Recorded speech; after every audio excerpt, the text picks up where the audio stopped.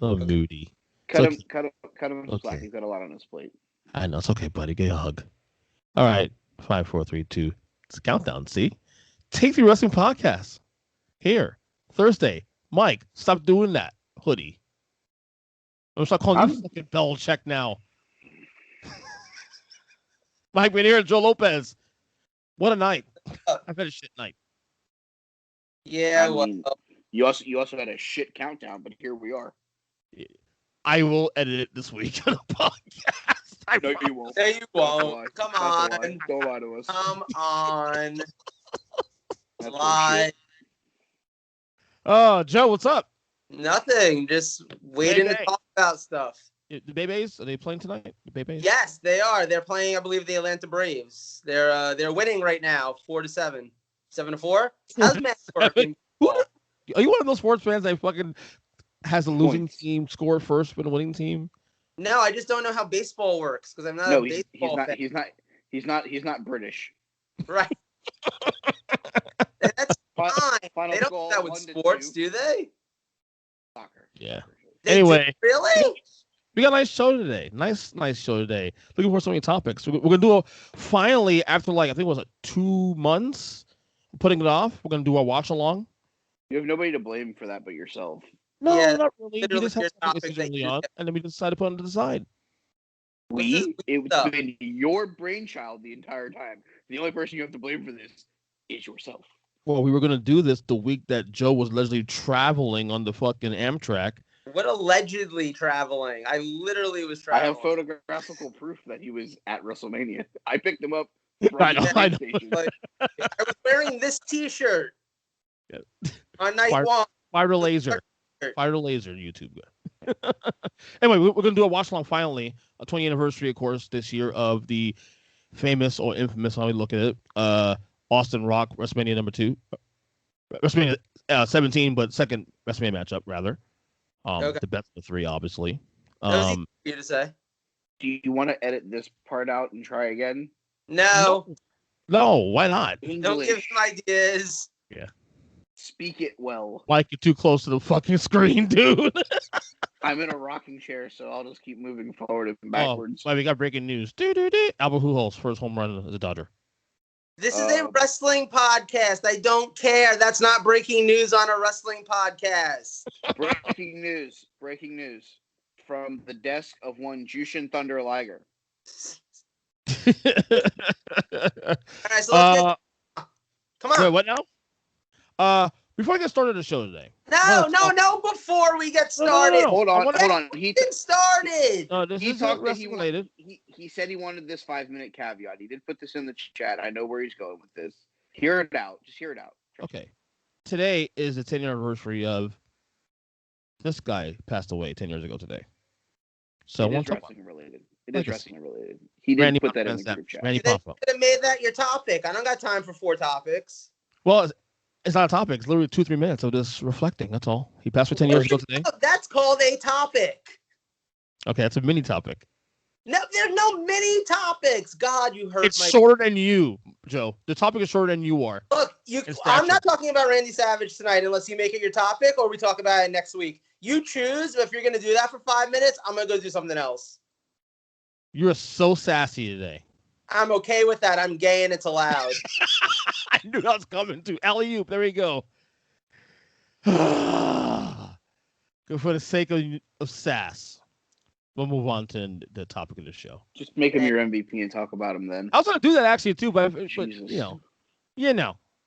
Anyway, Joe, your topic's first. Go. Sure. I almost forgot what my topic was for the record. I swear to God, if you would have, I would have told him he gets 5 minutes with Macho Man now. Yeah, if you would have fucking forgot, that'd have been the line. That would have been the line. I'd be like, I went back.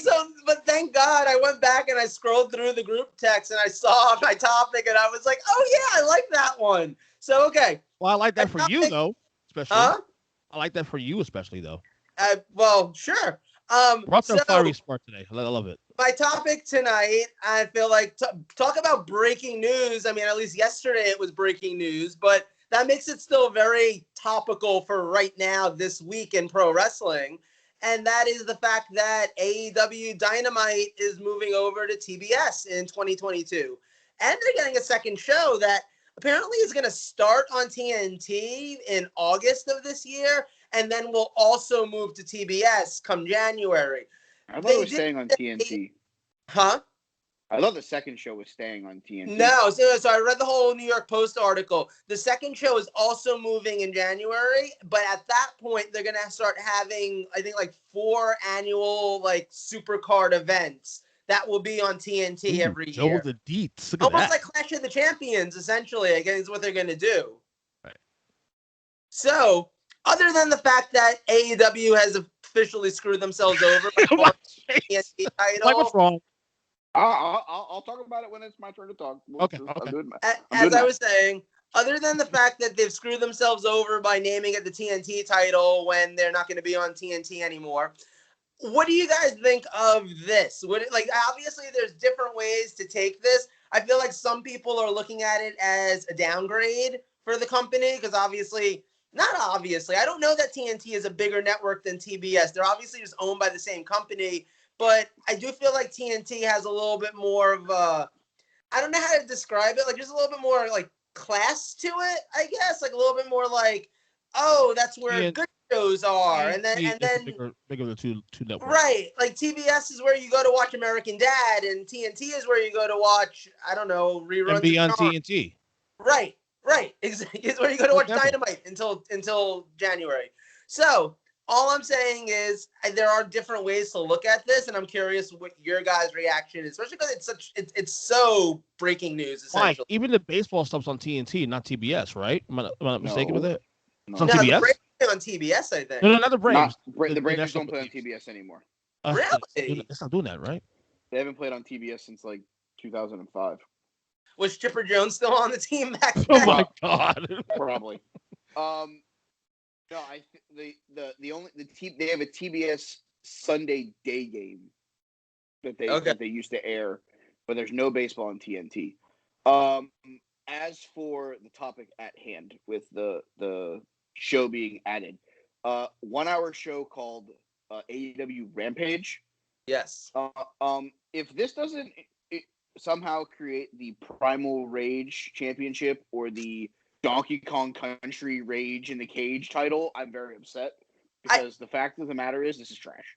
I think what we're going to need also is basically like Kaiju Big Battle. Like we're going to need some wrestlers with like just fucking buildings inside the ring, like little cardboard cutout buildings, and they have to whoever destroys the most buildings wins the belt or some shit. Let's go Dr. Cube. And then, so the second show, let's tackle that first before we talk about even how we feel about Dynamite being moved. Because again, that can go either way, whatever.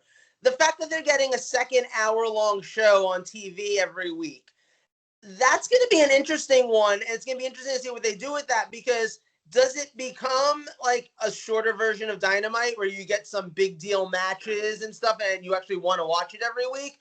Or is it going to be fucking AEW Dark, but on TV, and they're going to load it with 17 matches every week to fit into that hour, and it's going to be shittier than watching Sunday Night Heat? Like, what do you guys think is going to end up happening with that? I think it'll end up being the quote-unquote B show. Now, how they utilize it, obviously, is up in the air. I did hear, though, not sure this is true, I did hear that Tony Khan was presented with Diamond doing a third hour, and he said no, he would prefer doing the second show. I mean, if that's true, like, mazel tov to him, because Lord knows I wasn't sitting through a third hour of Dynamite. Not even me. I'm a big AEW market on the fucking planet, and I was not doing that shit. Yeah, no. I mean, I get it. Again, I like I've said before, I get why USA wants Raw to be 3 hours. I get why WWE does that for the financial aspect of it. But at the end of the day, it's just way too long of a TV show on a weekly basis. They do for the same reasons why Zombies last week. Money. That's it. Yeah. And also, Vince McMahon's a really big Cranberries fan. So, I mean... In your head. No, I mean, like I think that this is a great opportunity to obviously get a lot of people on TV, like who right now are on Dark or Elevation, and they don't get time on Dynamite. So you can actually get them on TV, like actual television, where people might actually see them. Because I'm sorry, but not that many people are seeing you if all you're doing is fighting on Dark or Elevation. I literally forget that Elevation is a show. Yeah, no, me too. Mondays, like, right? First week. I think it's on Mondays. Yeah.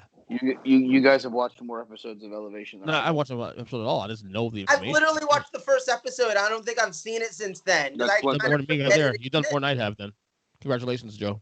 I mean, and then Dark is on Tuesdays. I know that. It's that, it's always a marathon, 17 matches, yada, yada, yada. So I'm curious, I think this could be a really good opportunity with this new show. I have zero confidence that it's not going to end up being the way all of these shows end up being. Going by the WWE model. I remember, about maybe a decade and a half ago, 15, 16 years ago, when they relaunched, for the first time launched Main Event as a weekly series. And when that first came on, first of all, I think it was on WGN America or something like that. It was really local TV. But when that first came on, the first month or two, it was The Undertaker's going to be in the main event against Jeff Hardy or something like that. You had some matches that actually sounded worth going out of your way to see. And then after that, the main events were Jinder Mahal versus fucking Heath Slater. Don't hinder Jinder while he's swiping on Tinder. It very quickly got to the point where the show didn't matter. And that's happened with almost every show like this. It happened with Shotgun Saturday Night. It happened with Velocity. It happened with Sunday Night Heat. Talk about Sunday Night Heat. I think I've mentioned this before. There was one time where I was visiting Mike, I don't know, maybe 2 summers ago or so. And we sat down and we were like, hey, random episode of Sunday Night Heat from this day in 99. And we threw it on. They made that show matter at that point. I think it was still pretty new then, but there were storylines. There were the fucking New Age Outlaws were on the show. Yeah.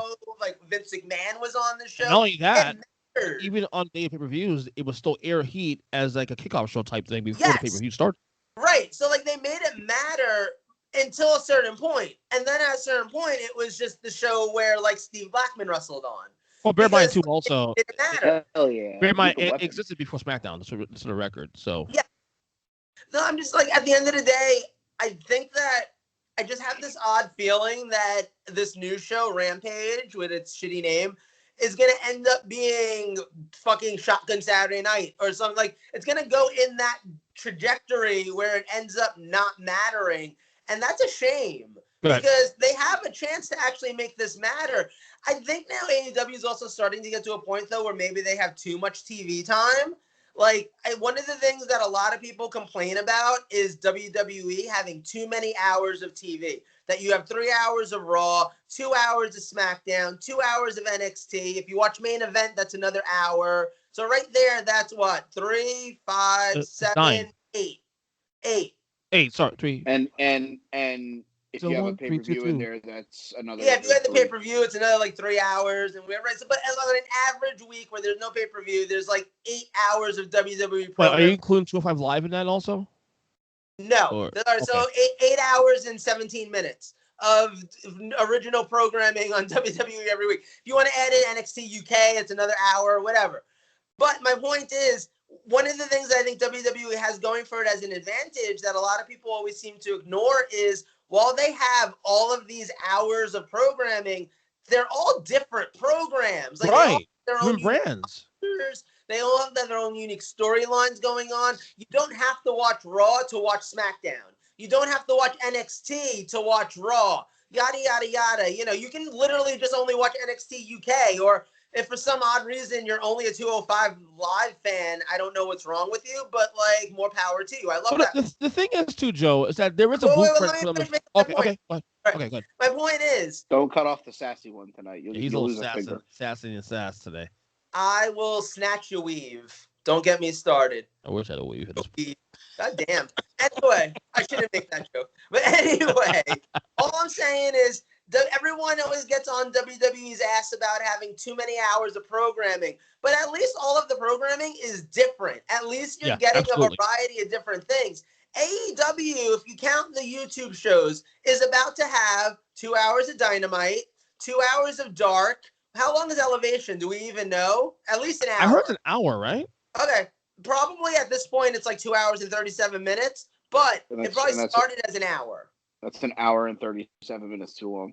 Right, exactly. So, okay, so wait, 2 plus 2 hours of Dark plus an hour of elevation right there. That is 2, 4, 5 hours. You're going to add another hour of another TV show, which is going to give you now 6 hours of TV on a weekly basis, not counting the weeks where they do these super shows on TNT. That'll probably be another like 2-3 hour shows, not counting the weeks where they do pay-per-views, which are another, God, those shows are like 4 hours long, like that. The card for, I know we're not going to talk about it tonight, but like the card for Double or Nothing is stacked. There's no way that show is running under 4 hours.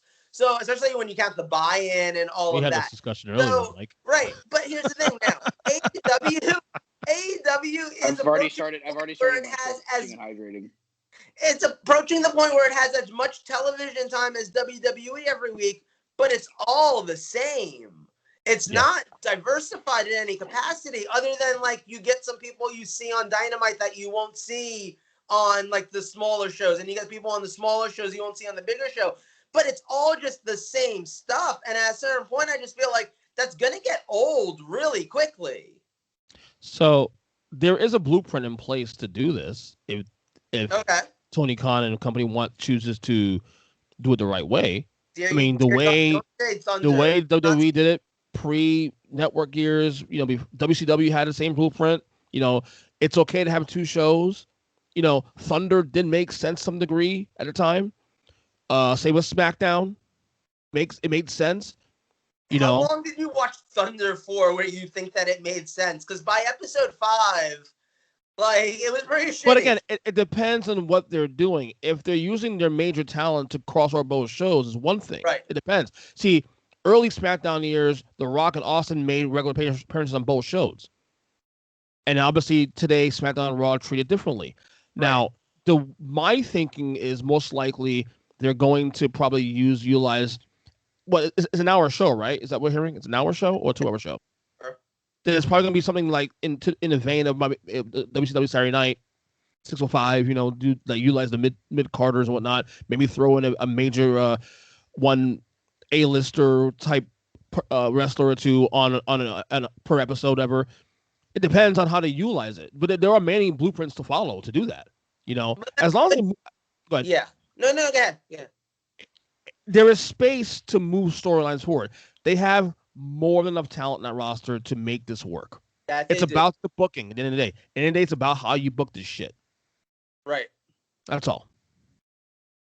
Michael. Hold on. I'm time stamping something. Yeah. All right. AEW Rampage, Rage in the Cage, Stephanie Hangman Page. I don't really know why the fuck we're adding another thing named Page on this fucking show. It's fucking retarded.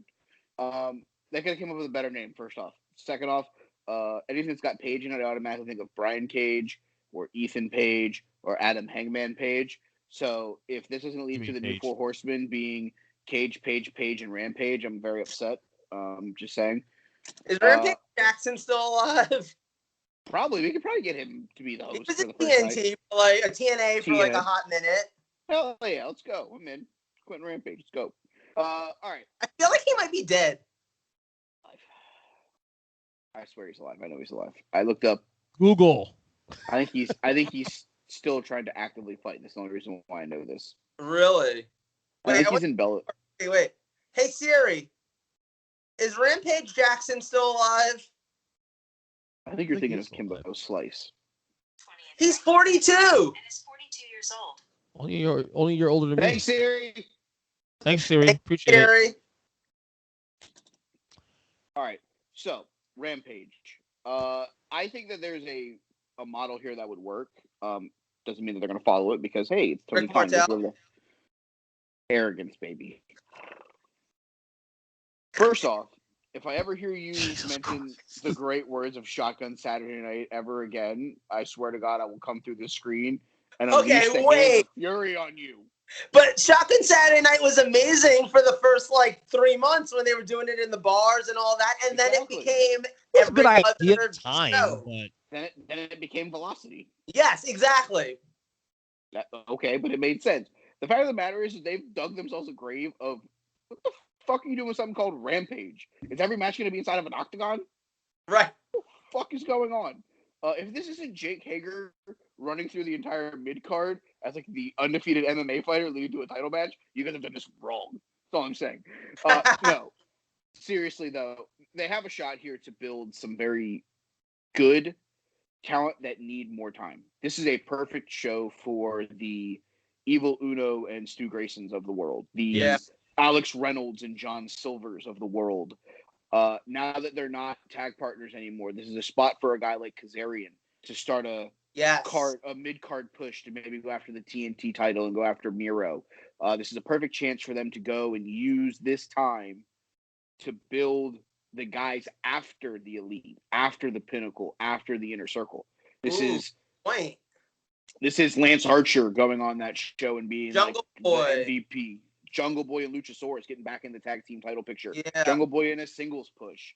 This is a chance for them to really go, okay, on the main show, we have time slotted away for the Inner Circle, Pinnacle, FTR's chance of going to getting the Young Bucks and getting the tag titles back. Kenny and all of his shit. Moxley and Kingston and all their stuff. You got Darby with the whole feud with his dad and, and all that fun stuff.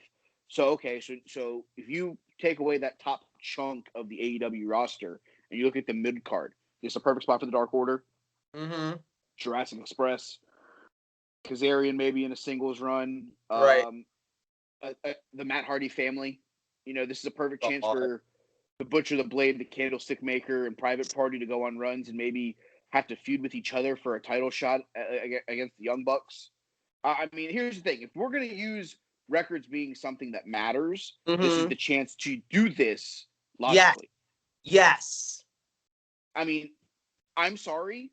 I'm a statistics guy. You guys know this. I know way too many sports things. Jackson was still alive. I did. You can't sell me on the fact that a 6-week run on AEW Dark on Tuesday night on YouTube that 1.3 million people supposedly watch, but we all know that they fast forward to whatever the main event is or whatever match has the big name talent on it. No one's sitting through a Danny Limelight versus Marco stunt match. It's not happening. Now, if 1 million people are watching Dark every week, then that means more people are watching Dark than Dynamite on a weekly basis, and that's just not logical.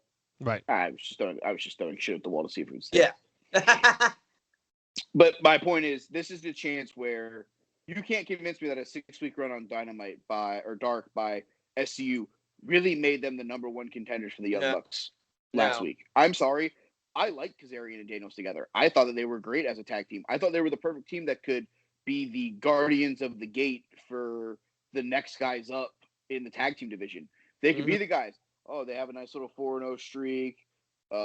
Jurassic Express does. Okay, they lose to Jurassic Express. Right. They get right back on the horse, and then they lose to the Private Party. Right. The Acclaimed. Eddie Kingston and John Moxley. Yeah. Doesn't matter. Dark Order. Doesn't matter. Like, they were always going to be like, never the bride, always the bridesmaid, never the bride kind of thing. And then maybe, okay, in a year from now, you give them that final vault into the sun. Right. There's not a shot in hell that anybody thought that they were going to beat Matt and Nick Jackson on Wednesday night. Right. That wasn't happening, especially with, if SCU loses, they can't team together anymore. Oh, well, I guess it's time for those guys to break up because there's no fucking chance they're winning this match. Second off, during that match, I know, Joe, you said you probably haven't watched it yet, right? You haven't gotten to that match? For which match? The Young Bucks versus SCU. No, I saw that. That was last week. I haven't watched this week yet. Okay. I'm sorry, I love you, Super Kick. That was so fucking, drawn out and stupid. For people that don't give a fuck, you're awfully being stupid. Stop it. Yeah. Stop it. Stop. You got a multi-billion-dollar owner that's letting you take a football field and do Stadium Stampede in it again. Stop bringing up WWE shit. You know what? Thank you, please. You know what? So fucking lame now, dude. Why don't we take this opportunity right now, and this could all just be rumors, this could all just be stories, but I saw it online earlier this week, and I sent it to you guys. It feels like a good moment to bring this up. There's rumors that the guys from the Elite, that the Young Bucks, Omega, Cody, that there's beef between them. That backstage, they're not getting along. Some of them haven't spoken to each other for a while, and There's all sorts of conflict and stuff. It's sounding very WCW backstage as opposed to WWE. And I mean, first of all, do you guys buy that that's true? Obviously, we only have like reports that we see, and as other podcasts that are pro wrestling often say, most of that stuff is bullshit. But we're not those shows, and we're not in the industry. We're just fans, so we get to enjoy the bullshit. So, as pigs rolling around in the bullshit, do you guys buy it? Do you guys think it's probably? I could see that. Why not? Why wouldn't there be at least somewhat dissension, some degree? Won't surprise me.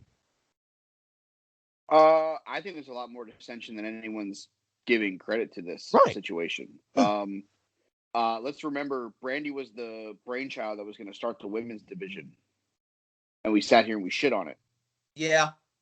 And then Kenny was like, "Oh, I'll do it." And then it was just It hasn't gotten better. It's like every Japanese female they could possibly fit in a cargo plane and get over here. 735 million? Yeah. My suitcase. So maybe there's some animosity from Cody that Brandy can't do the women's division anymore because it's not getting over. The tag team division is kind of obviously the Bucks' baby because they're the tag team guys, and and here's the thing: I think that this is a lot deeper rooted than from where we were at. Listening to Jeff Jarrett podcast either last week or this week. I think it was last week's episode when they were talking about him being fired on national. Yeah, that was last week. Yeah, that was last week. Yeah, they mentioned a little bit about him running into Barry Bloom at StarCast for All Out. Yeah, when they did All Out, that it was Tony was the money behind All Out. Right. That AEW was built off of All Out, but it was already the wheels were already in motion. Yes. When this happened. So that happened, and then 6 months later, AEW was announced. Yeah. How much do you think changed in that 6 months? Yeah. And now we're possibly a lot. Yeah. And now we're a year down the road, and it's changed even more. Let's look at it from this perspective. Mm-hmm. Of the Elite, Cody, multi-time TNT champion. Right. Took himself out of the world title picture. Yep. Because he didn't want it to be about them. Right. 6 months in, we got a guy with fucking dancers that sweep brooms and him coming out with some cheesy-ass sunglasses on, acting like he's the fucking 1980s version of Miami Vice as the world champion, and he's one member of them. The tag team champions are two-fourths, half of the fucking executive vice presidents coming out in their, we just spent $700 on these Nike shoes. We're going to crease them just to toot you guys. By the way, they have so much go-away heat at this point now, dude. Because they don't look like they want to be there. Can I just put that out there? You think so? I don't know if this is just that they're bad actors and they're trying to play cool, like we don't care kind of heels. But it looks like they don't. It literally looks like they don't care. Because if that is what they're going for, then maybe they are good actors. But maybe they're too good of actors. Because I don't think that you actually want people to look like they don't want to be there. Sometimes I watch the Young Bucks on TV and I think to myself, I bet they're kicking themselves that they didn't just take those WWE contracts. Because by now, they might not even be wrestling anymore, like on TV as a tag team or anything. Not that I think they'd want to be singles, but I think like they'd be like on SmackDown once every week for about 10 minutes and that'd be the end of it. And they'd be making probably about as much money as they make in AEW right now, if not more. Well, the thing is what happens if you have Cody on the left side, Kenny on the right side, and they're the two that are getting pulled in the middle. Right. And they're just sick and tired of fucking sitting there and having to play the fucking middleman. Right. Between the two of them. And that's maybe why they don't look like they want to be there. Because, great. We were in the Bullet Club for fucking 6 years. We did that while we were in Japan. It made us a lot of money. I don't want to do that anymore. Right. 6 months in, guys, we gotta reprise that. We gotta put Kenny back in. We gotta put you back with them. Right. We gotta bring in the fucking Good Brothers for fucking whatever fucking reason we brought them in. Right. No. If you want someone to be paired with fucking Kenny, put the Good Brothers with him. Let the Bucks go do fucking King of the Flippies. Yeah. At least they would look like they were having fun with it. They don't even look like they're having fucking fun. I'm so tortured when it comes to the Bucks, though, because I acknowledge they're a phenomenal in-ring talent, but when I see them, it's like, fucking, just go away, please. Yeah, but Sean Waltman was a phenomenal in-ring talent, and at a certain point, you did not want to see X-Pac on your TV anymore. But let me ask you, what is it what is it that triggers your go away? I guess the way they act out there doesn't seem very authentic, I guess. So maybe it plays into your thing. Maybe it plays into what you're saying. Maybe just tired of. Let's even look. Compare it to another, because we're supposed to take wrestling like in kayfabe terms, right? As of course. Sport, especially in AEW, where reality. The whole rankings and yada yada yada, and they have been trying a little bit to make it matter recently, and I actually have appreciated that. Yeah. It's been a noble attempt that's actually kind of working for me at the very least. Except for the fact that Austin Gunn was like 17-0 in 2021 until Anthony Ogogo beat him in like 35 seconds on Dynamite on Wednesday night. Other than that, you're right. Continue. But, I digress. So all I'm saying though is I forgot, what were we talking about 2 seconds ago? Young Bucks. Before you interrupted me. Young Bucks go away Heat. Go. Yeah, Young Bucks go away Heat. Right. So I just feel like at a certain point, I don't know, like the act is just stale. You know what I mean? Like you just. Yeah. I don't know. Like I want to like them, but they don't. They look like they. Oh, that's what I was gonna say. I'm back. We're here. So think about any other sport, okay? And like I said, they're trying to be a sport. Yada yada yada. If you were watching a football game and the quarterback of whatever team went out there and looked like he didn't give two shits and was just like, I know I'm the fucking best, so whatever. You blah. Oh, he caught it. I don't care. Or, oh, he didn't catch it. I don't care. You wouldn't really enjoy watching that quarterback play football. If that was the quarterback for your team, you'd probably be like, please get rid of this fucking guy. Or if he was for another team, you'd be like, I don't watch that team because he sucks. Like, even Tom Brady is not that person. Even Tom Brady, as much as Tom Brady is very clearly a douchebag and a half, he's not the person that... What? Is he, though? Yeah, he is. That's some narrative people play in their heads. Have you not seen the meme where he's literally dressed like fucking Judge Doom from Who Framed Roger Rabbit? This man is a villain. But here's the thing, though. He goes out there every week for the last 47 years and delivers and doesn't look like he doesn't care. He looks like he cares too much sometimes. Like, honestly, when the one rare time when he throws the ball and someone doesn't catch it, he's like, the fuck is wrong with you, dude? He's diabolically, like Michael Jordan, Kobe Bryant, diabolically cares. Right. Like, the Young Bucks right now remind me more of, like, Eli Manning, where it's fucking like, oh, he didn't catch the ball. I'm going to walk sad over to the end, to the fucking, my team and just be crying. Eli Manning face. Yes, boo-boo face. We used to call him boo-boo face Manning. All right. What about jersey yet? Eli Manning jersey yet? Anyway, keep going. Face Manning. Boo face Manning. Can't see it. Here's my thing with the Bucks. Okay, when they were Mount Rushmore in PWG with Kevin Owens and Adam Cole, baby, and all that. Yeah, Adam Cole, baby. That they were having fun doing that stuff. Then they went to New Japan and the start of their Bullet Club stuff. They were having fun. Mm-hmm. That was 6 years ago. Right. That was almost 8 years ago for Mount Rushmore. Maybe it's time to let them, just have fun. And I think that's the problem. Yeah. They're not having fun doing the same thing they've been doing for the last 7 years. Yeah, it's made them a lot of money. Yeah, it's gotten to the point where they can run their own company. But it's not fun for them in ring to do the same thing over and over and over and over again. And it's not fun for us as viewers either. But I think they know that. But I think, unfortunately, they're wedged in a gap right now where, guys, we got to have this. We got to have it this way. We got to do it and just keep hammering it home.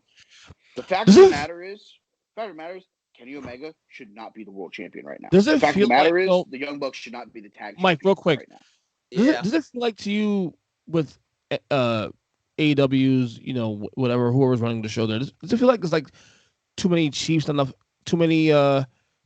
Indians, too many people trying to lead the way? I mean, I know like the Bucks are supposed to be in charge of the tag teams and Omega's in charge of the women. No, I'm not. Chefs in the kitchen. What the fuck did you say about the Chiefs? Too many Chiefs, not enough Indians. No, we're not allowed to say that, sweetie. Okay, but that's kind of insensitive. You can go with chefs in the kitchen. Too many chefs in the kitchen. I don't think that there's too many chefs in the kitchen, because to run many 5-star restaurants throughout most of the country, you have to have multiple chefs doing multiple different things. You got a sous chef, you got a fucking steak chef, you got a seafood chef, you got a, and then you have the head chef who goes, okay, this is cooked well, this isn't cooked well. That's Tony Khan's Khan. Tony Khan is the head chef. Right. If it comes out and it looks like shit, he's going Gordon Ramsay on it. What the fuck is going on? I just eat, so I don't know. There. And he's also taking responsibility if it looks like shit too. Like Mike and I just eat, so we don't worry about the chef. Like the ring not exploding and shit. He has been like, yeah, it's on me. See, that's my thing. I don't think it's the not enough or too many chefs in the kitchen. I think it's too much of trying to keep doing what's brought us to the dance. Right. And not giving some of these guys some more intellectual freedom. I'm sorry. A lot of people want to give Cody Rhodes shit. Cody Rhodes needs to go away. Cody Rhodes promo about how he's going to have a mixed baby and, how he's proud of that. It was cringy, though. It was cringy. Okay, cringy. Well-intentioned, but cringy.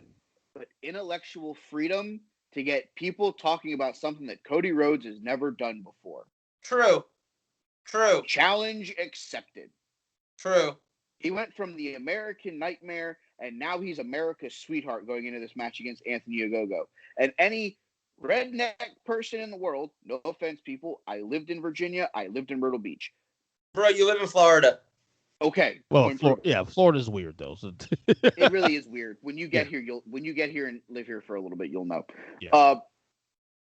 You put the American Dream and any wrestling fan from the 1960s, the American Dream, baby, Dusty Rhodes. We got to root for him. He's got American Dream in his name. Right. You've now made it basically impossible for Cody Rhodes to get booed in the state of Florida at Double or Nothing. Right. It's fucking impossible for him to get booed at that fucking event in 2 weeks. You're right. Job well done. Intellectual freedom. You may not like it. It may have been cringy. But it worked. It may make us go, what the fuck are we doing? But hey, in 2 weeks when he gets cheered, and if he wins that match, he gets cheered even more. Or if he loses that match and the sympathy that goes out to him because he's going to have a kid a couple weeks later with his fucking wife, guess what? It all fucking worked. It's all different. It's all fucking intellectual freedom. We're getting the same Kenny Omega we've had for the last 6 years, but corned down to an anime supervillain for some fucking reason. We're getting the same Young Bucks that we've gotten for the last 8 fucking years. Let them do something different. He's not even a fucking anime supervillain at this point. He feels like the villain on like a cartoon on Saturday mornings in the 1980s, which is not better, mind you. He is the villain from Inspector Gadget in the 1980s. That's what I was just thinking. Oh my God! I was literally yes. just thinking that. Yeah. We should move on to the next topic after this. So I'll just kind of like I have one more. Wrap it in a bow. Yeah. I'll say this, and Mike has a really good point about it when it comes to Cody. With that, like it, don't like it. At the end of the day, that promo was from 2 weeks ago, and we're still sitting here talking about it. So obviously, it did do its job. It worked. Right. Also, my biggest issue with AEW at this point now is let shit breathe, dude. Let shit breathe. They don't have time to let shit breathe. They have to book 7 more time. People using fucking 4 months. This is the perfect chance to let it breathe come January 1 or August with the new show. Honestly, the Miro Lance Archer thing after Miro won the title, Miro should have just finished, dominated, standing over Orange. Thank you. I was going to get to that right in the first place. Darby and just Friday, 2 days later. Just going to mention that shit, Mike. Even if it was like this was footage from after the show, You could have done that. You're right. That would make sense. Right. And I hope that's what they do. I hope that's a direction that they're going. And the last thing I'm going to mention, they didn't screw themselves with the TNT title name, Joe, as much as you think they did, because TNT is another name for Dynamite. Oh God. They didn't screw themselves as much as everyone's like rushing to be like, oh, what the fuck are they getting the TNT title now? What the fuck? TNT right. Dynamite, dog. Touche. You know, I've been on that since the note, beginning. I mean, what to say about that? On that note, you win, so we should talk about your topic. That's right. I've been sitting on that one since you led in the topic, and I was like, ooh, I got to bring that one up. I All like right. Hey, you know what he did though? He let it breathe though. Let it breathe for 40 minutes. I let it breathe for a little bit. Made sense. All right, so my topic for this week's show, as some of you know, on the land of Twitter and now through PW Insider and other multiple sources, we had a mini Black Wednesday / Thursday yesterday afternoon with the talent of NXT.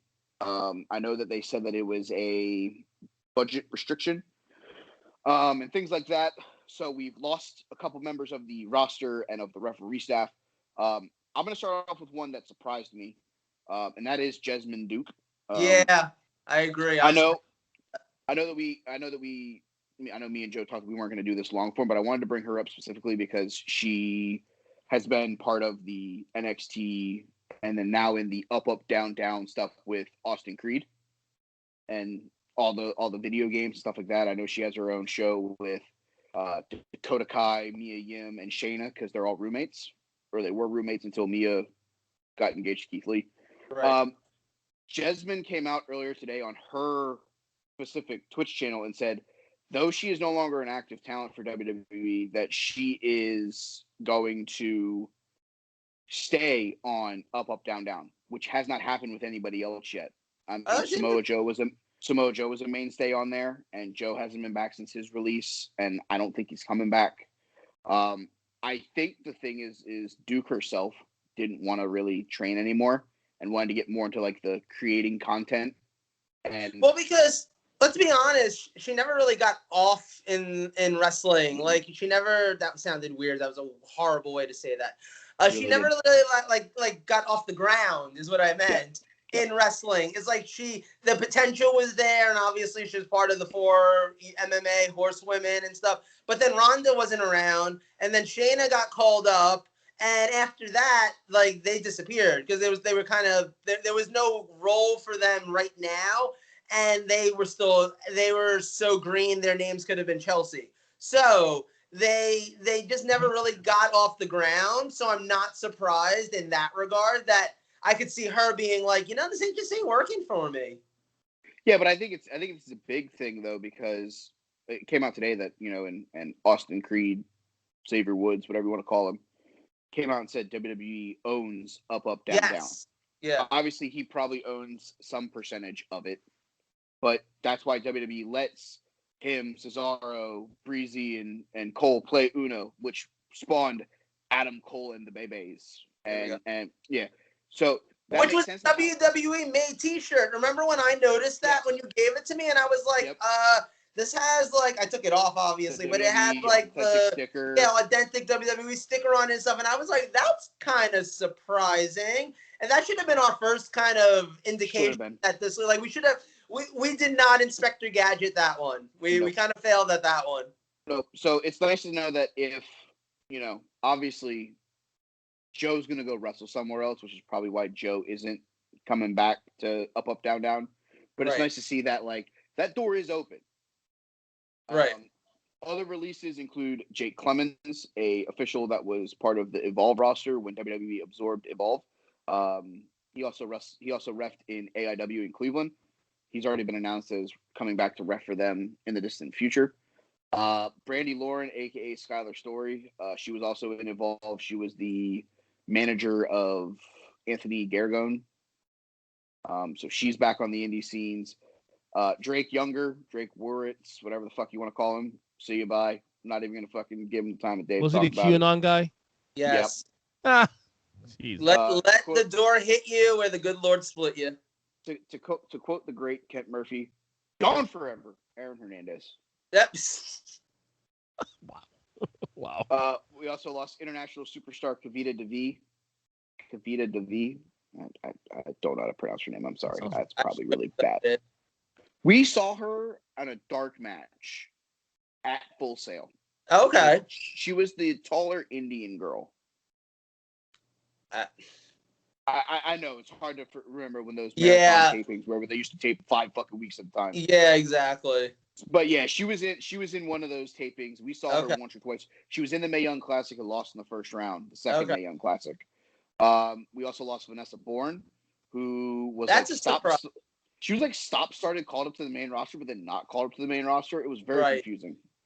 Let's see, is there? We lost another. I don't know the guy's name. Unfortunately, I don't have it in front of me because I'm on my phone recording.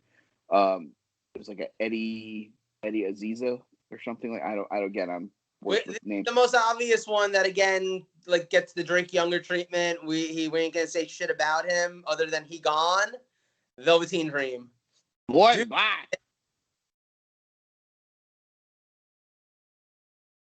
For Aaron Hernandez treatment too. Gone forever. I'm really curious what's going so long, number one. So this stuff about accusations and stuff that was over a year ago, right? It was over a year ago. I really think that they were holding on to hope that maybe it would just blow over and nobody would like pay attention to it anymore. And it's just not. That's not the world that we live in anymore. I feel like that was the world 20 years ago. Where I think they were also in a. But it was proven it was him, right? In those pictures, right? I mean, it doesn't matter. It doesn't matter. Right, I'm saying. I didn't follow in detail. I heard about it, but I wasn't sure if it was. I don't think anybody is confirmed nor denied or done anything to get anybody off the hook here. I think the real reason why he wasn't released was the pandemic. They were fucking trying to make sure that they could get a fucking wrestling show out to people. Yeah. And the last thing they really worried about was who was fucking getting a check from them.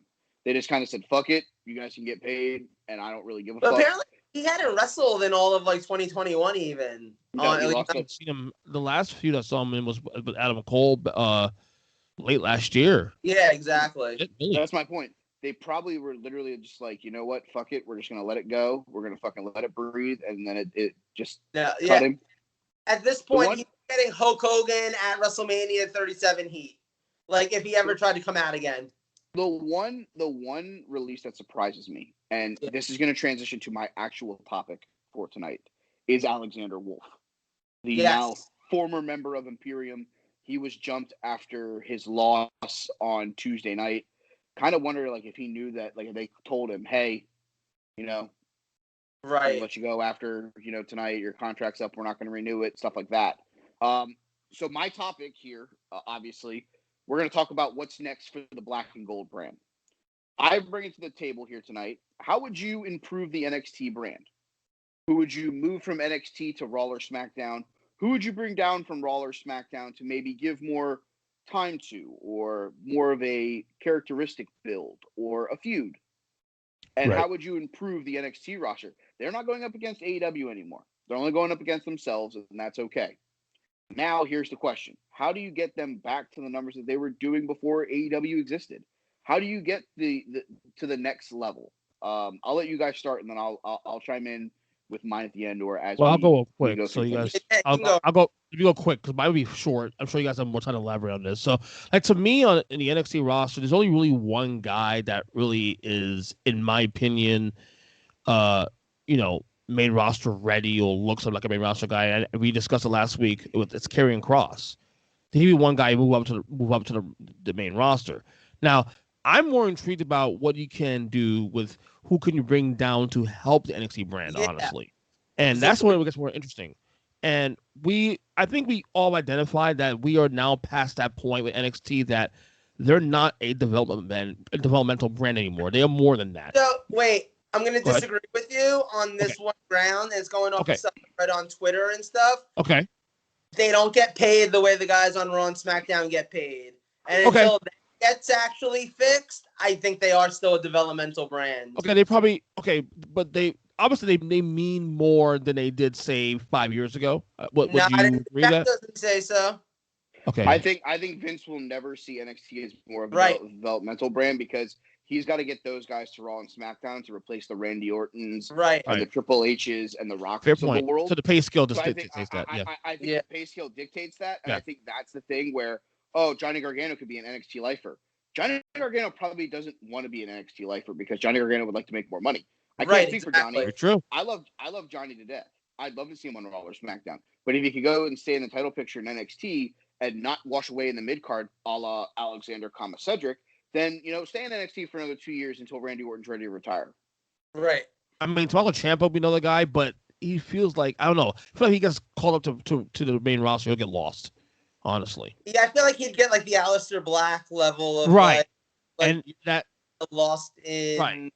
Yeah. And that goes to my, as you said, I think the most interesting part is more so who can you get from the main roster to help out the, NXT, the Yellow Brand. I mean, obviously we've seen Finn Balor come back a year and a half ago, and he's been pretty good. But in my opinion, there's two guys to look at. Now one is now actually active again for the first time in almost a year, Aleister Black. I think he'd help. Yeah. I also think, and this is something I would say as far back as last year even before the pandemic, Kevin Owens.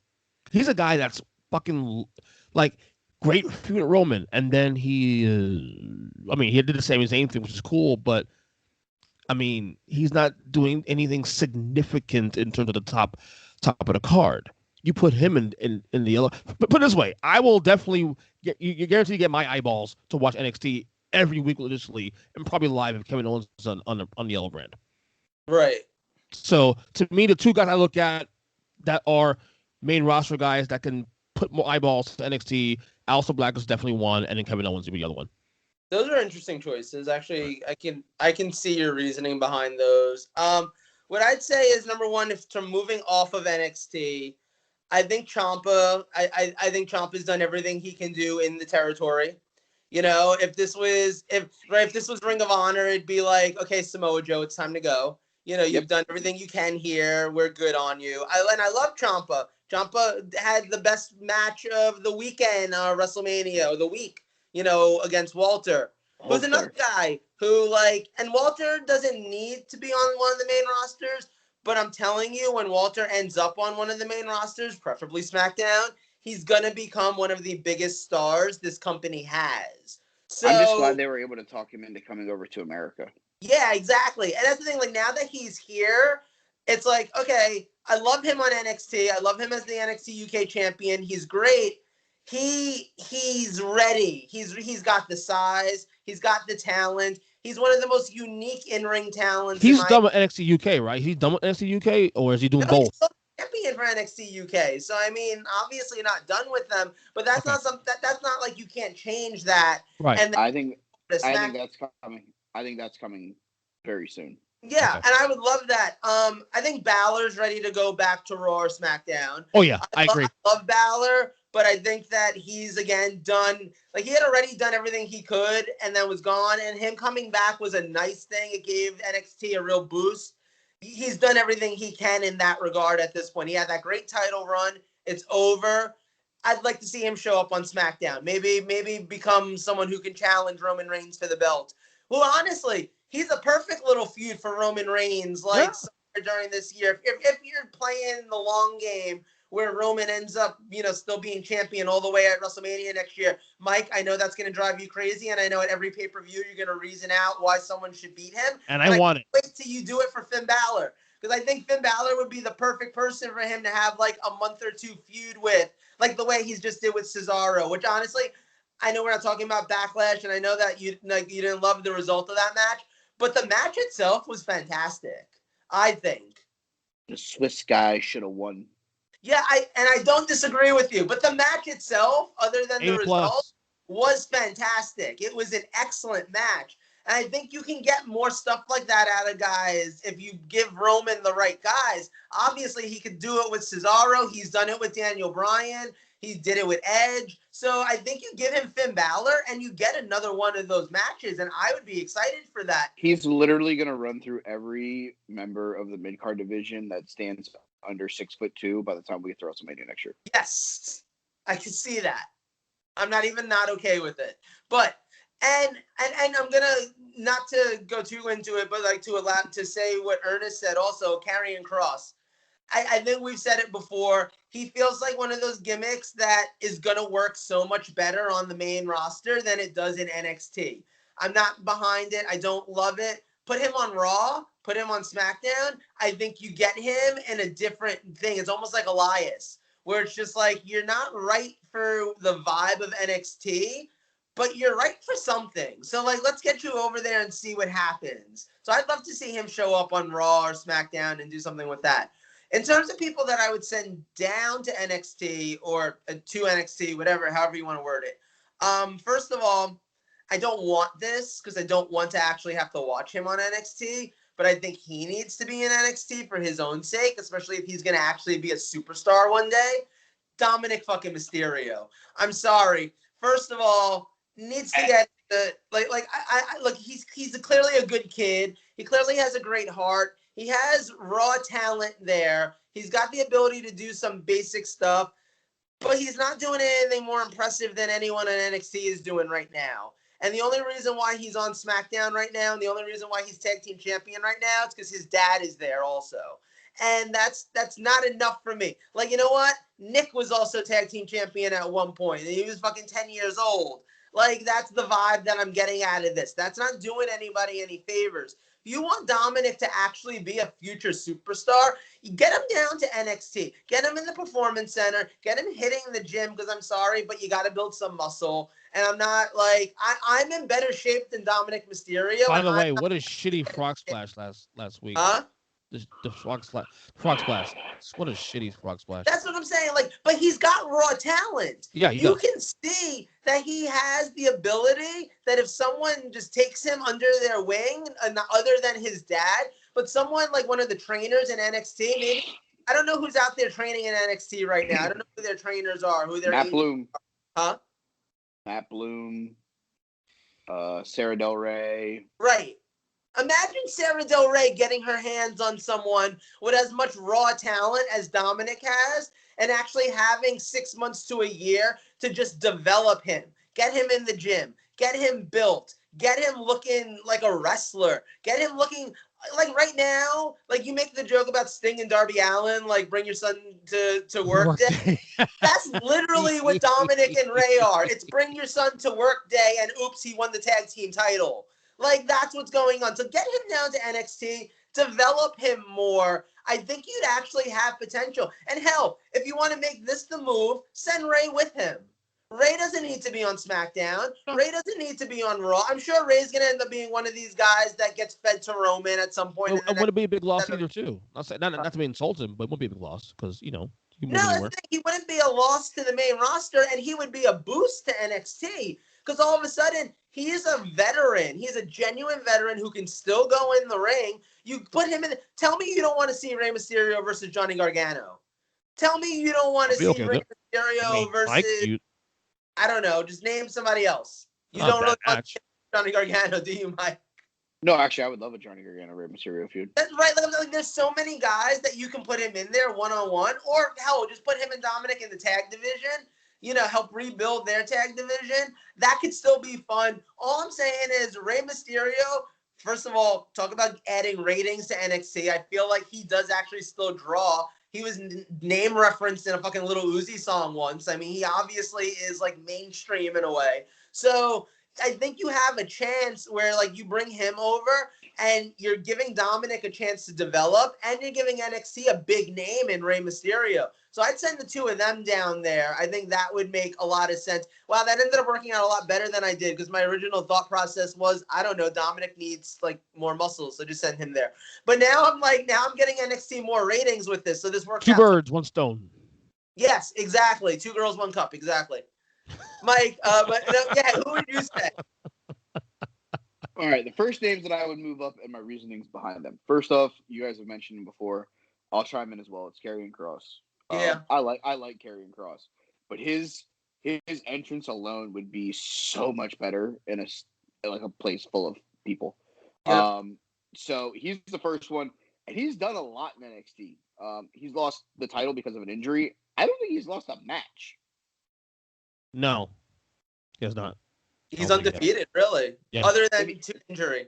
Other than to vacant. Yeah, vacant's 1-0 against him. Yes. I would also move up Tommaso. I would also move Tommaso Ciampa up. Hey, don't laugh at that. Vacant's the current New Japan IWGP Heavyweight Champion. Yeah. That gets around. I would move Ciampa up. I think it's time for him to go to SmackDown. I think he'd be a nice little addition to the IC title picture or the US title picture. See that? I could see him and like Sami Zayn having a hell of a feud with. Yeah, I could too. Nice little mid-tier, mid-card level, guy. Right. Yeah. Obviously, the name that's been rumored, Roderick Strong. Yeah. What the fuck is he anyways? I think he's just taking. They're letting it breathe. They're letting it breathe, man. I would probably, and this one's not going to be a surprise to anyone. I would call up Io Shirai. I'd put her on either of the women's rosters. Yeah. I assumed once she lost the women's title that she'd end up on Raw or SmackDown. Me too. And instead, we're just getting Asuka and Charlotte and Rhea 37. That's kind of why I would say now is really the time for her. Yeah. Now, some names that I would move down, and the reasonings why I would move them down. Okay. Revert back real quick. Tommaso Ciampa. I would move Ciampa up also to get him away from Timothy Thatcher because I want Timothy Thatcher to join Imperium. Yeah. I want the original Imperium back. They have an opening. I want ring camp. I like Eichner, Thatcher, Barthel, Walter. Give me ring camp back. Yeah. And I'll be fine. That's how you do it. But you don't do it by them turning on each other. Ciampa and Thatcher have gotten to that point where it's like I'd almost Ciampa rather just be like, you do your thing, I'm gonna go do mine. Respect. Right. And then Ciampa go to that, and then the next week have Thatcher join Imperium. Right. And go back to being a heel and whatever. Names I would move down. First off, number 1, women's division. I'm gonna go right to it. Dana Brooke and Mandy Rose.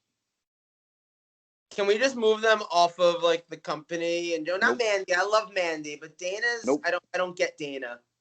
I think that this is the perfect chance for them. Okay. The NXT women's tag team division does not have tag teams. This is a chance to get them work. True. A chance to get them better in the ring. They're not getting better in ring because we've mentioned it.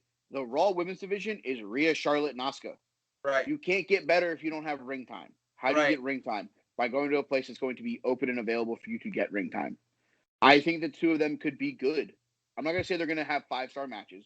They're not going to be great. But they are that mid-card of the women's division. The women's division does not have. Right. How do you get them to that point? By giving them TV time, by giving them 8 to 10 minutes every other week and let them fucking develop. It's the way you have to do it, unfortunately.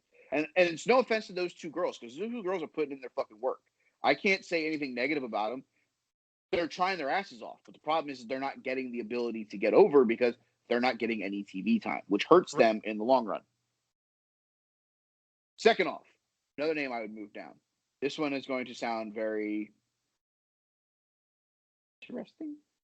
Another person from the women's division that I think would be a fun addition to the NXT division. I would move Naomi down. I can see that. I like that.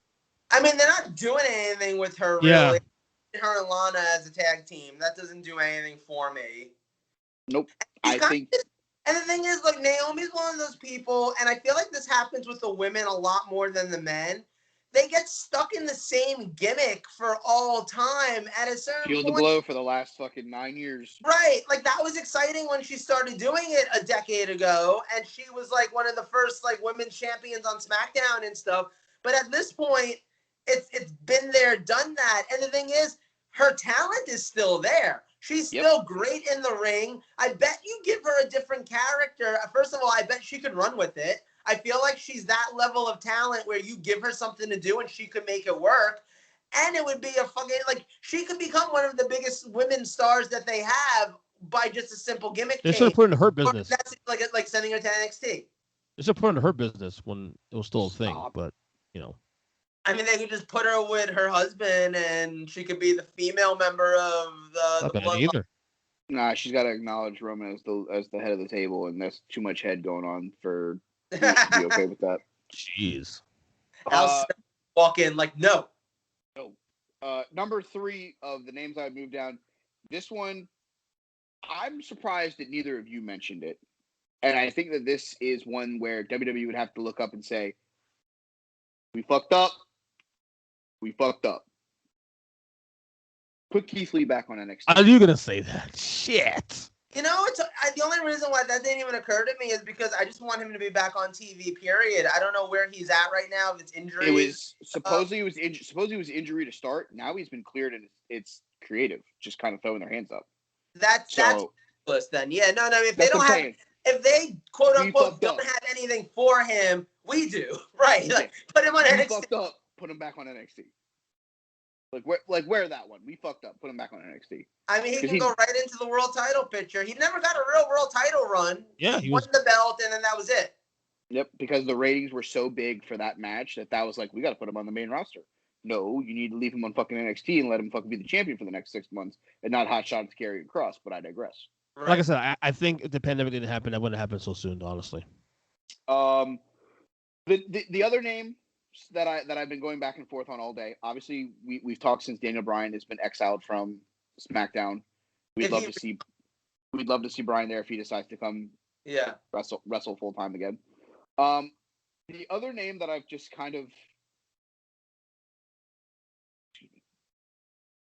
and it's kind of in the Mandy Rose Dana Brooke collection here, and it's a guy that I think could go be in the North American title picture tomorrow if they would pull the trigger on it.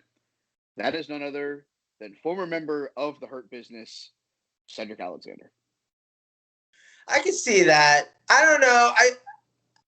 I don't know what you do with Cedric. He used to be one of my favorites. I loved him in ROH and stuff like that, where they also wasted him. And I was very excited when he was part of Hurt Business. I was very excited that they ruined that so badly. Kicking out Shelton and Cedric for no good reason. And, they had a chance to even just kind of undo it, and we all would have been okay with it because it would have just given us back the best stable of the last, decade. That wasn't, the New Day or the Shield or the best new stable of the last 2 years to come out in WWE. And you killed it after 6 months for no good reason. And then because you're a stubborn ass old man who doesn't like to admit that you're wrong sometimes, you kept it killed. And you were just throw T-bar at it instead. So I just no, honestly, I don't know what they can do with Cedric to fix him right now. But it's sad because he deserves a lot better. Honestly, I would let him go be a face. I'd let him fight Adam Cole. I'd let him fight Kyle O'Reilly. I'd let him go put on good matches with Bobby Fish. And he really got an NXT run because he was a 205 Live guy. Exactly. It's fresh. He'd have some feuds that he could go right into. And the last name that I've really sunk my teeth into, and this one is because of an unfortunate situation. Sunday night, Miz blows his knee out. Oh yeah. Well, no, 6 to 9 months. It was zombies. They ate his knee. Oh. ACL. Yes. Personally, the last person that I would move to the NXT brand is Johnny. Insert name here. Drip drip. NXT, Impact, Mundo, Underground, MLW, Friday Night Delight. Wait, I'm okay with this, but he has to feud with Johnny Gargano for the rights to the name Johnny Wrestling. Yes. Okay. I'm in. There's just so much that John Morrison could do on the NXT brand. Him versus Adam Cole in a feud who has the better hair. Right. Yes. Him versus Kyle O'Reilly. Who could be the sleaziest? And isn't his wife on NXT? She debuts in ring next week. So the rights itself at that point. With John Morrison? Yeah, he's married to what's her name? Frankie Monet. Oh, that's right. Oh, wow, they're married. Okay. The former Taya Valkyrie, for those of you that don't know that she changed her name to Frankie Monet. Oh, I was sick saying that. I just think that I think that there's tweaks that you could do to the NXT roster right now that could just here's the next step. Here's how they get better. You're going to lose Karrion Kross. You may lose Finn Balor. But you just got 3 workhorses in Morrison and Alexander and Bryan if Bryan decides to come back. Okay, so we just got 3 guys that could really go in ring that could feud with Cole, O'Reilly, Fish, Gargano, Theory, Bronson Reed, Cameron Grimes. Okay, cool. Because now you don't have to let John Morrison win a single fucking feud, but you could have him feud with Cole and Gargano and all of them. You could have Cedric lose to O'Reilly and Fish and Cameron Grimes and Bronson Reed. You could have Bryan go into a title feud with whoever gets the belt from Karrion Kross. Tell me right now, SummerSlam, Survivor Series, NXT TakeOver, Adam Cole, Daniel Bryan, NXT World Title match. You're not fucking sitting here telling me, oh my God, this may be one of the greatest fucking wrestling matches we ever see in our lives. Yeah, for real. Well, I don't know. Not without thigh slaps. figure it out. I mean, I'm flat out telling you right now that here's your chance. Obviously, I don't think that they're going to do an NXT TakeOver show at Money in the Bank because they're doing one, I guess, soon. Right, and in your house, right? Yeah. Yeah. So, but I think SummerSlam weekend, you're wholeheartedly getting NXT, SummerSlam, Saturday night, Sunday night. I agree. From what is being leaked out by social media as fabulous Las Vegas. It'll be hot, that's for sure. Go for it, though. Don't sit here and go, well, we have a shot to do this. Go do it. Right. Make it better. All right. I enjoy this topic, actually. It's a topic we can revisit again in 6 months, too. So, wait, before we get into your topic, Ernest. Okay. We're like an hour and change into this. I'm going to hour give you and 1 chance now. What? Hour and 10. Hour and 7. I'm going to give you 1 chance now. Do you want to commit for a 30-something plus minute match to watch along to? Or do you want to pivot to the Macho Man? Because I can talk about him for 20, 25 minutes if you want. Under the watch along, man. Do you want to do the watch along this week? We're going to be here just all night, that's all, but whatever. What was the timestamp you had on, Mike? Well, if you want to watch both men enter, it's 3:06. I know. All right, well, hold on. I got to fucking play it, so I got to fast forward. Give me a second, you fucks. I think it's at 3. Yeah, I got to go into my whole ass living room. God damn it. Oop, that's too far. That's what she's too far. That's too far, too. Yeah. Okay, you know what? Just for Joe's sake, and we started late. You know what? We'll do the watch on next week. I swear to God, I literally just got to the fucking timestamp, motherfucker. And Joe just moved to it. And Joe just moved to his living room. I swear to God, I'm gonna punch you in the spleen. Look. I wanted to do the watch along, but wait, right, so we timestamp you guys. If we go to 3:09:09, The Rock is in the corner doing his with the belt. The match starts within like 8 seconds of that. All right, I'm here. I'm at 3:14. I'm at 3:09:15. Okay, so 3:09:15. Get there. Okay. All right, so I'm on 3:09:13. All right, guys. So do. Okay, so listen to the podcast. Go to 3:09:13 Wrestlemania 17, or on Peacock it's season 17 Wrestlemania. Fucking episode 1. Episode 1. Go to Peacock. Go to 17-1. Okay. It is The Rock. It is Austin. 2001. Arguably the greatest WrestleMania match ever. Arguably. I didn't say it was. Say arguably. WWE match ever, in my opinion. Could be. So. Like, I think that the only one that maybe is in the conversation against it is like Punk Cena from Money in the Bank, 2011? And of course, Taker, Shawn Michaels. Yeah, right? that Punk match is probably the only one that I would have in the realization. Like in the real conversation. All right, let's get started. We'll talk about it while we're watching it. How about that? All right. Hey, okay, so 3:09:13 in 5, 4, 3, 2, and we're good. Oh, like they're already punching each other. Wow, that really did just start, huh? I was gonna say it literally just rolled. Yeah, that's some good timing there, buddy. The Rock sold those punches better than anybody. He just tried to waffle him with the title belt, but the bell already rung. How are you gonna lose the title match? It's Earl Hebner. It wouldn't have mattered. Earl Hebner makes his own decisions. That's obvious. He's not the Bill Alfonso of referees. He does not call it right down the middle. But luckily, he's also not the Drake Younger of referees, so it's okay. Hey, you guys keep going. I my thing is frozen a little bit, so I'm gonna go to my phone. Just keep going. And you two, like, are you really being that wrestling fan right now that's on your cell phone instead of watching the match? Good job, you fuck. No, I'm watching my laptop. I'm freezing up. Do you like? Okay, wait.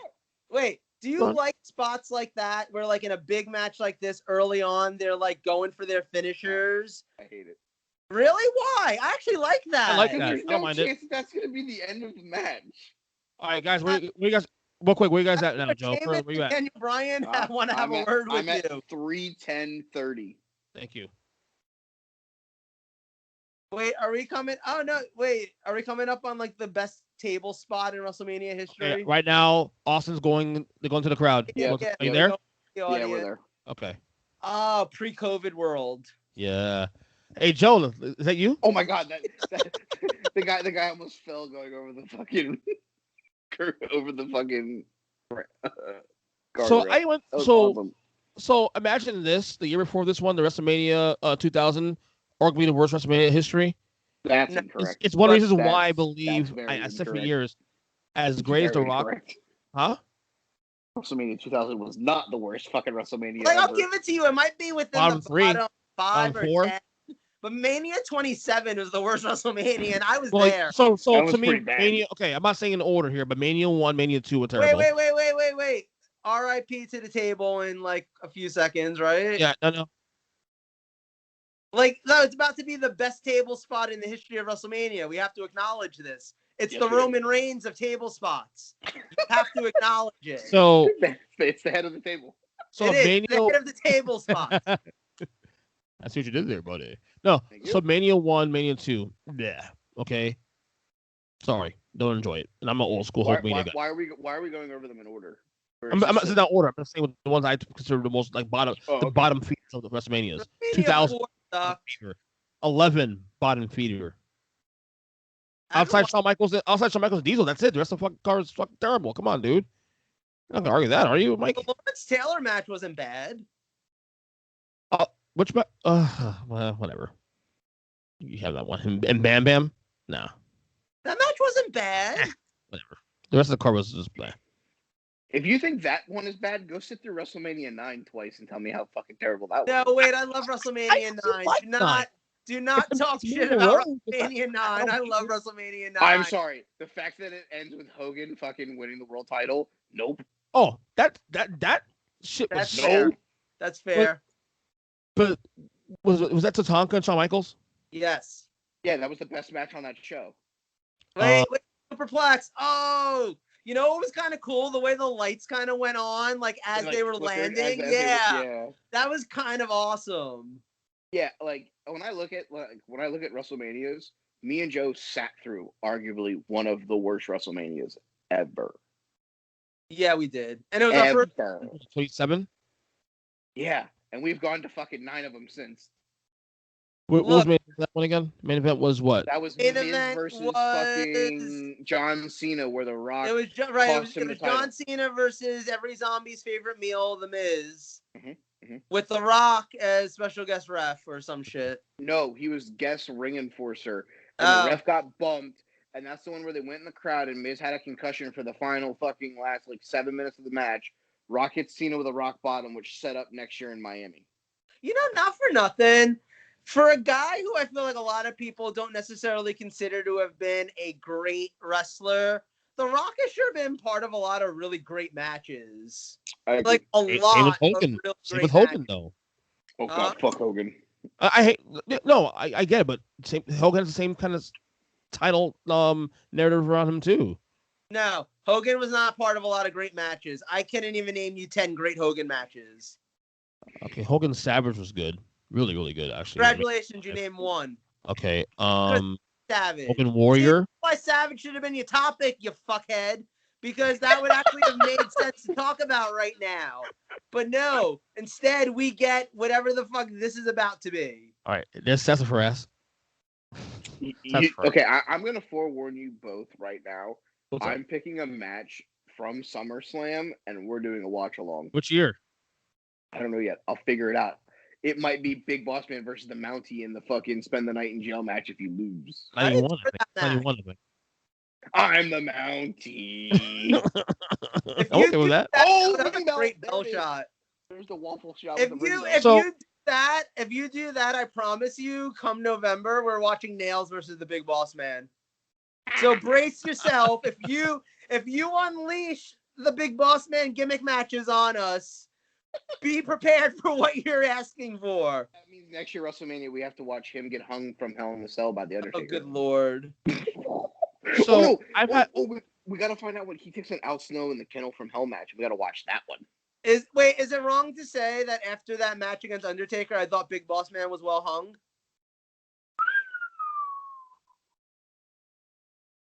Wow. All right. So back to WrestleMania 27 being the worst. Not only did that fucking Wait, one of table the worst spot. endings. I just want the table to fucking implode It ain't already. happening. It's partly dangerous. But we also had to sit through Michael Cole versus Jerry the King Lawler. God, that match was so bad. So here's an opinion that there goes the table. There goes the fucking table. All the Rock did was climb on it, and there went the greatest table spot in WrestleMania history. Mm-hmm. And you know at this point too that they're just like, well, fuck. There goes one of our big spots for the night. That spot. And it's still and one of the the Spanish announce table was already broken like twice, so you couldn't go over there. We're like, God damn it! Now what do we do? Go throw me into the rail. But real quick, 3/4 of this match, and this goes, in my opinion, to show you how great like wrestlers can be at just if you can tell a story. You don't need to do a lot of flips. You don't need to do a lot of dives. You don't need to do a lot of this, that, and the other. These men, for the last, 5 minutes we've been watching, or however long, have mostly just thrown punches. Yeah. And it's still the best match in WWE history as far as I'm concerned. It's why I think matches like Hogan Warrior get a lot of props, because it's the same fucking reason. Match sucks. We're talking about this one. Don't do that. That sucks. It gets praised because of storytelling, not because of the fact that it's a great in-ring fucking, back and forth. But the storytelling in that match is probably one of the best stories that Hogan and Warrior together contained. Fair. Right. You're right. Right. Because that's all they had, honestly. Look, more punches. More punches. When's the last time we saw a non-punch in this match? So real quick. The bell shot. Yeah. This is an opinion I've had for many years. I don't know how you guys feel about this shit. So as great as The Rock is we agree probably top 5, 10 all time, whatever. I don't know why you guys place him in your order. I've always felt he was most effective. Wait. What? Wait, I'm going to interrupt you for a second. I was playing Cards Against Humanity last night, and one of my answer cards that I had was The Rock, in which Dwayne Johnson was named after. Really? Hell yeah. Interesting. He did it for The Rock. I've always felt that as great as The Rock was, whatever, that he was better he was much more effective as a number 2 guy in the company. Kind of like Savage was with behind Hogan. Kind of like to me, like, I don't know.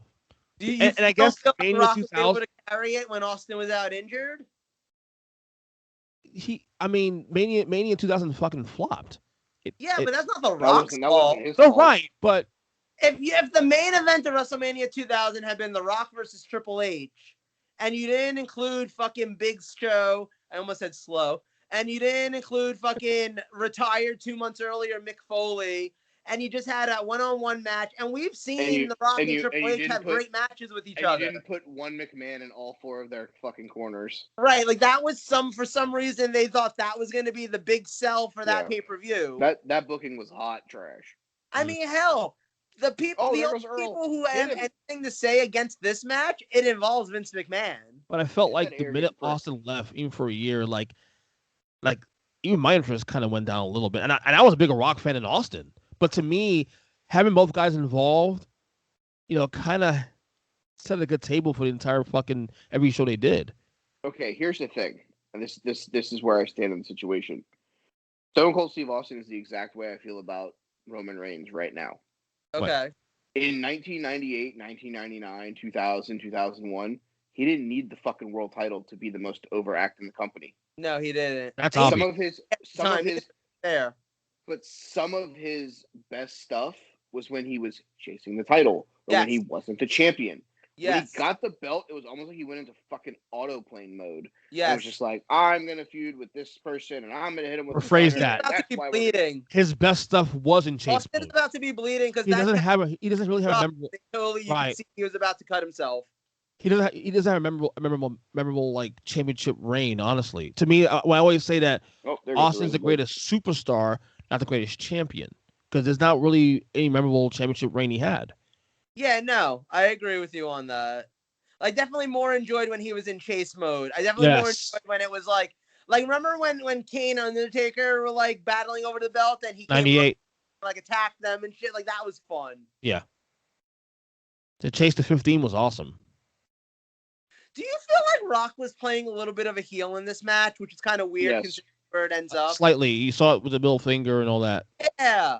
But it's weird for where it ends up. And part of me almost wonders, I know we get a lot of talk about, and, we've heard, like, I'm sure we've all listened to the Something to Wrestle episodes where they talk about this match and WrestleMania 17 and stuff, where they kind of say, like, look, the audience, you tried to get Austin to be a heel on this stage in front of his hometown crowd when he was like the hottest face on the planet, yada, yada, yada. You like that, like even with Vince McMahon in his corner, you still had people cheering for him.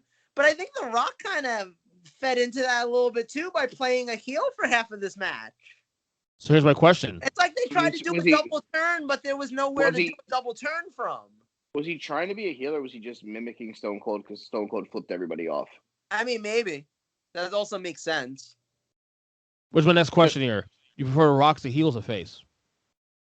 Heel. Easily the heel. Easily. Not even close. I mean, even when he came back in like 2003, when he was doing like Hollywood Rock, like that was better heel than, How many face runs did he really have, though? He had the mini Rocky Maivia 97, 96, 97. Okay, he was. When he comes back in 2001, he's a face. Right. He had the mini, like, 2-month thing in 98 before the corporation. Then he had the face run after Backlash 99. When after this match, till now, he to go like be the Scorpion King, and then he goes 3 years. He goes 3 years as a face from 99, April 99 to after the Brock match in SummerSlam 02. I don't know if I would technically rule him a face. I'd rule him as his own intellectual character, because there were guys that like would get cheers when they wrestled him, but there was a lot of guys that got boos whether they were faces or not because it wasn't The Rock. I think The Rock was above the heel face. It was just what do we need Rocky to do after 99? Like obviously they were like, oh, we need him to be a heel leading into this match and into 2000, right, and stuff like that. But it's like I think after 99 it was really just like, this is The Rock. We're gonna present him this week in this feud as this, and then next week when he's in a new feud, it's gonna be as this. Do you think like Austin from us? Wait, let's play what if. Let's play like history what if. Okay.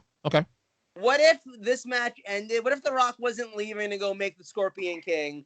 And when this match ended, it was Vince taking The Rock's side and The Rock was the one becoming like a bona fide heel at the end of this match with Vince on his side and stuff. Do you think things play out differently overall? Like, do you think people like that better? Because I personally, I'm in a very small minority. I love Steve Austin's 2001 run. I do too. I'm with you also. I enjoyed the two-man power trip while it lasted until, Triple H got injured. I enjoyed him as the main guy in the Alliance. I enjoyed his fucking work with Kurt Angle. I think Austin, in-ring wise, 2001 is probably his best year. You know why? Then I 100% agree with you. You know why? Because we saw a different side of him that we didn't see from 96. You saw the comedic side of him. No, that's the thing. Like, at a certain point, like he could have just kept doing what he was doing, and people would have still been buying his T-shirts and all of that. He would have still been the biggest star in the company. He wanted to do something different. He was like, "Look, I've been doing this for 5 years. I'm ready to try something new." And in some people's eyes, it didn't work. In my eyes, it totally worked. It did work. The what thing still a thing 20 years later. What? All right, what? That was like the shittiest part of it. How did you just do that? I just had a really good point and you made it into shit. Because I'm here. Fuck you. How do you turn chicken salad into chicken shit into chicken salad? Right. But he did the opposite. I came with the real chicken. WrestleMania 13. Remember WrestleMania 13? Foreshadowing. Hindsight. That's right. Hindsight. Wrong word to use. Sorry. Foreshadowing. Yeah, no. I thought about that. So wait, that doesn't sound right. Wow. WrestleMania 13. Sorry. All right, buddy. Good job, Chief. It'd be more of an homage. On the What's up, Brett? Screw Brett. It's also right. Like it's also an homage with Earl Hebner being there as the referee. That's true. Like in a sharpshooter. Yes, this is fucking wrestling Inception. It's like layers on layers. It's like swimming in a pool on a boat in the ocean. Like you're in the water. Need more H2O. He got the rope. That counts. Their Backlash match in '99 was actually pretty underrated. I actually enjoyed that match a lot. I don't remember that match. You should have made us watch that. That was the month after Mania 15. Well, that's somehow going to make me remember it better by you. That would have worked well, seeing how we're the month after that. Probably that match probably happened in May, right? April. Probably. April. Because that Mania was in March, actually. March 26th, I think it was. 25th. Oh, look, it's another. Oh, he scraped him. You get that, Mike, you get that, sometimes that rare March WrestleMania. 3 was in March. Oh, the one that was supposed to be this year was supposed to be the last weekend in March. You get that rare March WrestleMania sometimes. Not for nothing, that's a better sharpshooter than The Rock's. Yeah. The Rock had a shitty sharpshooter. Just put that out there. Let's all just own it. Like this is a safe space. We can talk about his shitty sharpshooter. That one is starting to slip a little. I mean, it's like he's trying to hold the bottom boot with his hand. It looked like the dude's trying to beat the Scorpion King. You got to give him like some leeway. It's hard. So if you had to rank the 3 Mania feuds matches between these guys, obviously it's number 1, right? Obviously number 1. The second best one, would you say the 19 was better than 15? I'd have to go back and watch the one from 15 again. We watched 19 when we got to WrestleMania 2003. I remember 19, and part of me wants to say 19 at the second spot, even just for what it is, being Austin's last match. And like we've said before, I've said before, I didn't love that match when it first happened live. But in seeing it in hindsight, all these years later, knowing what we know, it kind of holds up. It kind of was a great match for what it was, especially for Austin. 15 had too much Gaga also. Way too much fucking Gaga. But I have to go back and watch 15. Knowing Austin was basically like out. Like he was fucking hurt. He couldn't fucking do shit. Right. Like, and they still go out there and have a good match at 19. Like, yeah, it's probably number 2 for me. Yeah. Do you guys think it's weird that there's no referees anymore that are like Earl Hebner level? Like everybody knows this referee, like, you know, in name and such. At least not in WWE. I suppose in AEW. I mean, maybe I'm wrong about that because I'm just such a big Bryce Ringmaster following. Like I feel like I've been following half the AEW referees for as long as I've been following half the AEW talents. So Paul Turner, Bryce Remsburg, right. Like the fucking Paul Turner was refereeing ROH matches on the first show in 2002. Like that's how long he's been doing it. And Bryce Remsburg, obviously, like literally the greatest referee on the planet. Dude, the psychology of this match is fucking incredible. But now look at it for real. They've mostly done nothing but basic wrestling. They've thrown punches. They've thrown clotheslines. They just had like a 20-minute span where all they kept doing was going back and forth, giving each other sharpshooters. Mm-hmm. It's just really good storytelling. It goes to show you what wrestling can be. You don't have to do 40 million flips if you can just tell a story. And half the problem is with half the wrestlers who only know how to do 40 million flips is they don't even know how to work that into a story. So it ends up just being 40 million flips. Young Bucks. Totally agree with you. I was just going to say that. With you. Incredible match. I mean, I feel like that's a genuine, this is a master class kind of wrestling match. And but the thing is, it's so simple. They're literally throwing punches again. Would you say that this match... There have been maybe 4 moves in this match. There have been maybe 4 wrestling moves in this match that warrant a sharpshooter, a punch, or one of their finishers. Right. They've thrown the ring bell at each other more than they've done like suplexes and shit. Would you say that this match was kind of the end of, I guess, the peak of Attitude Era? No, it's literally the end of the Attitude Era. The Attitude Era ends when Steve Austin turns heel. Steve Austin sells out. That's the whole thing. The guy who was anti-establishment, here he comes. Wow, that was really Vince. I don't know how I did that, but I did it. I fucking summoned Vince McMahon. I'm going to try to summon $1 million. Wait. No, but like that's what I'm saying. Like the Attitude Era ended the moment that the guy who was the face of the Attitude Era said, "Fuck it, I'd rather have the money." And That makes sense. It even makes sense because, like we just got done saying, he can never hold on to the world title for more than a month. So he finally was like, "Fuck it, I actually want a title reign. I'm gonna do what I have to do," which turns out is take fucking big ass titty Vince over here. Do you see those things? And by the way, he wins the title here, and I'm not into his biggest reign of his career. This coming up here, this title reign, 6 months, I think. Yeah. That is Earl, right? That's not Dave. No, it's Earl. Is he the one that took the money from Million Man? Yes. Why we ever trusted him after that moment is beyond me. I know, it's crazy. And then we all have seen screw job coming. Yep. Yeah, you should have, and that's why Vince McMahon kept him around because he knew that he was easy paid off. Mm-hmm. Wait, here we go. What's up, buddy? I'll say this though, when it comes to these matches and like the whole Vince thing, like when you look back at these matches, it's just it's a whole nother level of in-ring work.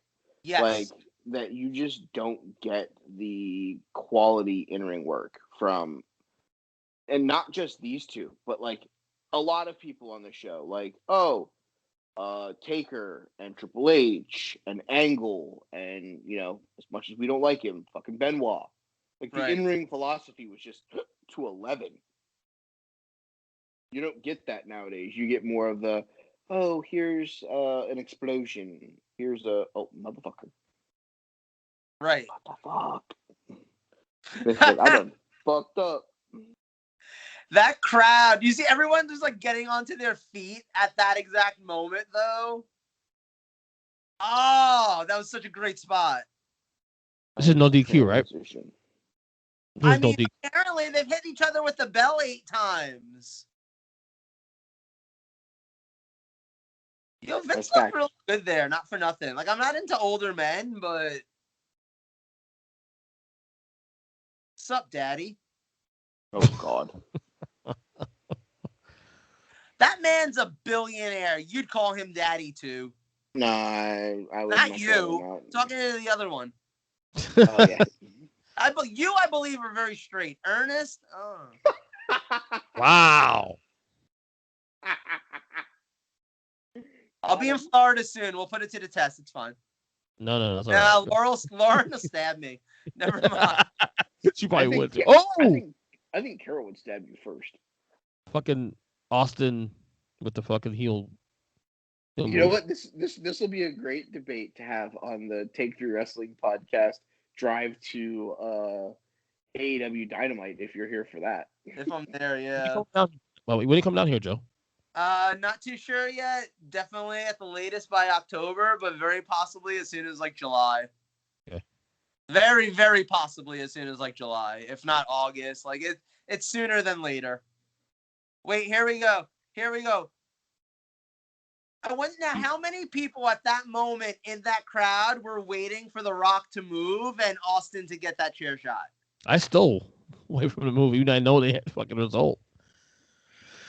Vince is the hardest working man in this match right now. 2. But look at that crowd going crazy for that kick out. I'm sorry. I know people hate this shit, dude, but I think they made the right move here, pulling Austin heel. I'm sorry. Everybody hates this shit. I loved it. I don't know. Everybody hates it. I loved it. Yeah. People hated it because they don't like change. People hated it because it was what Joe said from the very beginning. The American hero, I can tell my boss to go fuck himself. Now our guy's now going heel. Yeah. That was another great spot. This match is full of nothing but great spots, and punches. And sharpshooters. The thing is, it's been 4 years. At some point, okay, it's a little stale. No, it's literally the shit we were talking about with the Young Bucks earlier, where it's like, y'all are doing the same act you've been doing for the last 6.5 years. Yep. I'm good on it. Give me something different. Because I remember don't get why people hated Austin turning, because honestly, give me something different. Not that it wasn't still working what he was doing, but at a certain point, you do something different. That wasn't an oversell. And not only that, because even myself, I can remember myself even by 99, like middle 99, I was getting a little tired of the McMahon thing, go back and forth. The fact that the fans just counted the 1, 2, 3 for a heel. So long. Yeah.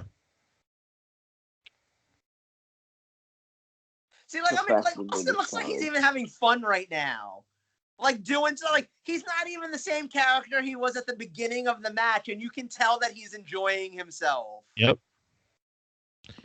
Like this reminds me like 96, early 97 Austin, when he was still starting to, pick up speed. Yeah. It's like a band. Like how often do they want to play the same song that they've been playing for forever, as opposed to like new material? You know what I mean? Exactly. I love it. I love right now Austin's just like, I don't know what the fuck else to do. And Vince is like, I don't know, do it. And he's just like, fuck you, Earl. Right. See, I think the thing that, like, you had to give him something different to do. Yes, I agree. And you didn't have a lot of heels that were believable at this time. And knowing that Rock was going away, like, you needed that guy to be the heel. Yeah. That's the thing, right? Like, everyone, all the arguments that I always hear, that I certainly, like, Bruce Pritchard's brought up on his show, and mind you, again, like, right, he's in the business, all that, I respect it. But his argument is always, like, you lost both of your top faces at the exact same time. But you lost The Rock because he was going to make a movie that was unavoidable, whatever. I think there was more value in Austin as a heel at this point, and then you start to try to make some new faces. Now, granted, like, they didn't all work out the way that they kind of hoped, and I think, to me, 100%, Austin turning heel wasn't the mistake. Triple H not turning face, that was the mistake. The night after this, Triple H not fucking becoming the number one face and going against Austin, when I know we had just had their feud, like literally like that ended the month before this at No Way Out. I know we had that, but they put on incredible matches. They're one of my favorite feuds of all time. You give me that in reverse. You give me Triple H as the face. I think that could have worked, and I think that would have changed a lot of the perspective on Austin as a heel.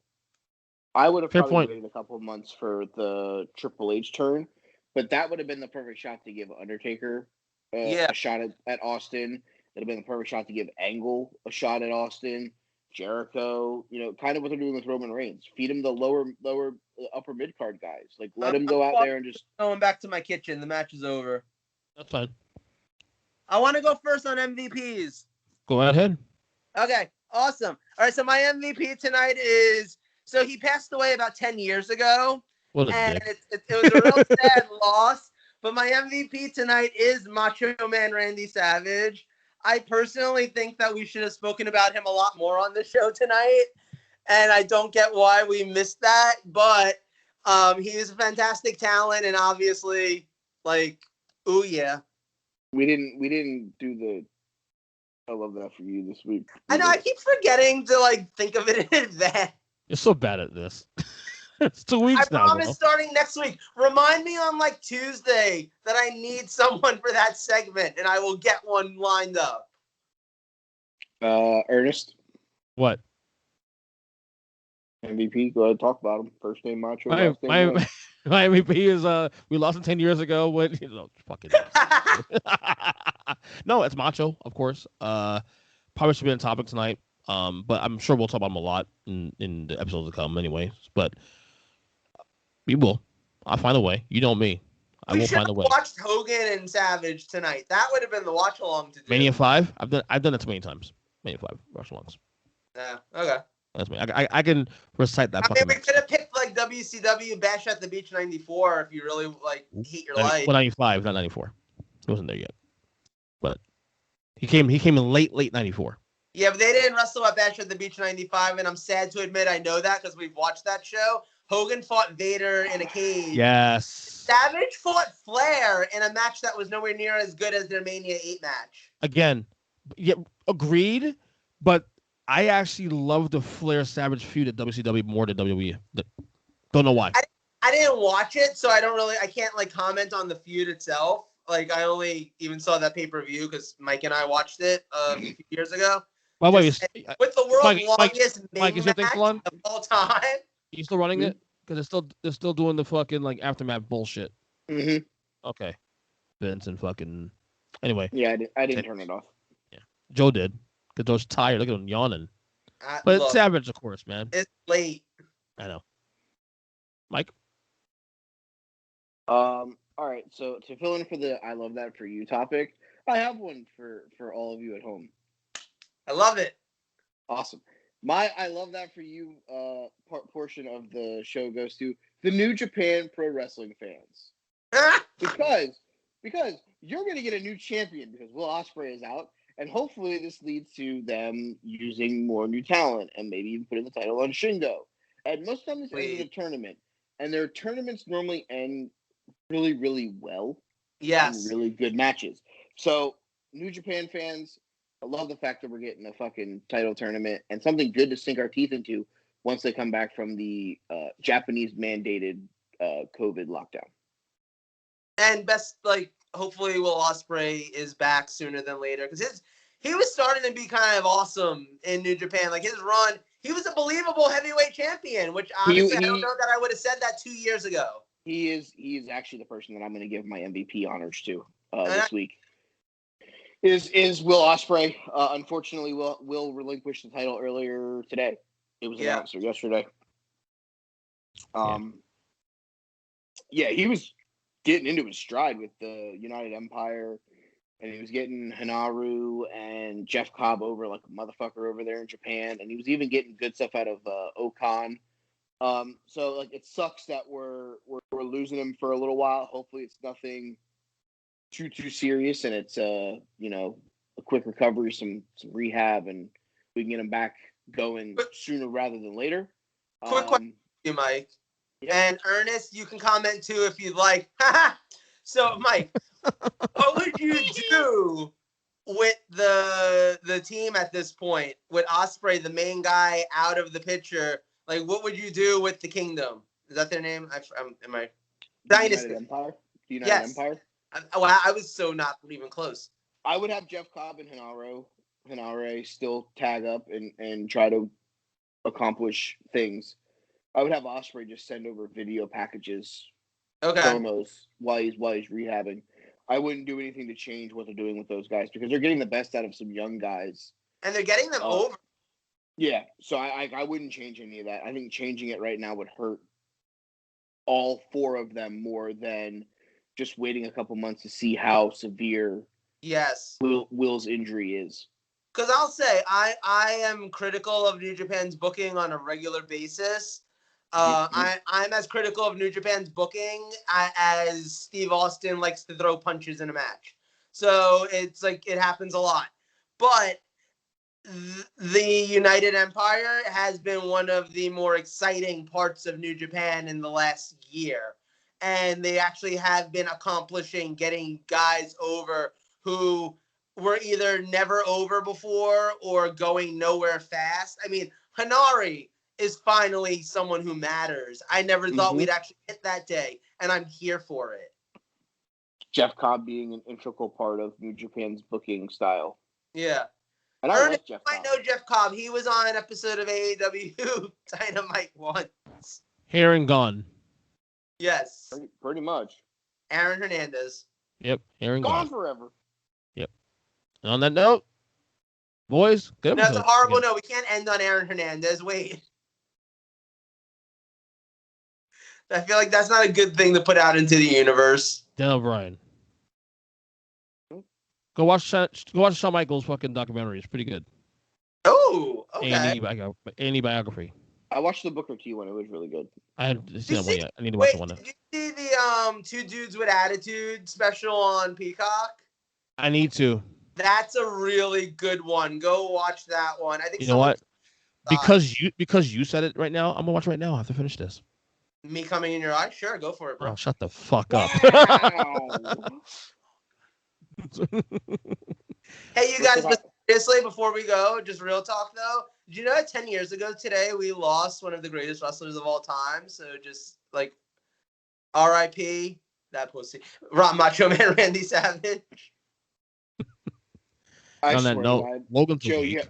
Joe, go watch the TikTok I sent you. By the way, Okay. out of it. Are we getting ripped tonight? Oh yeah. All right, for Joe, for Bill Belichick to the left on the screen here. I win championships. It's what I do. Hoodie, who's watching I'm YouTube. a young buck. Admiral Cole Bebe, Ernest Christian here. You're Next more over week. than the fucking Young Bucks. That's for damn sure. We're back. Take 3 next week, guys. Later. Bye.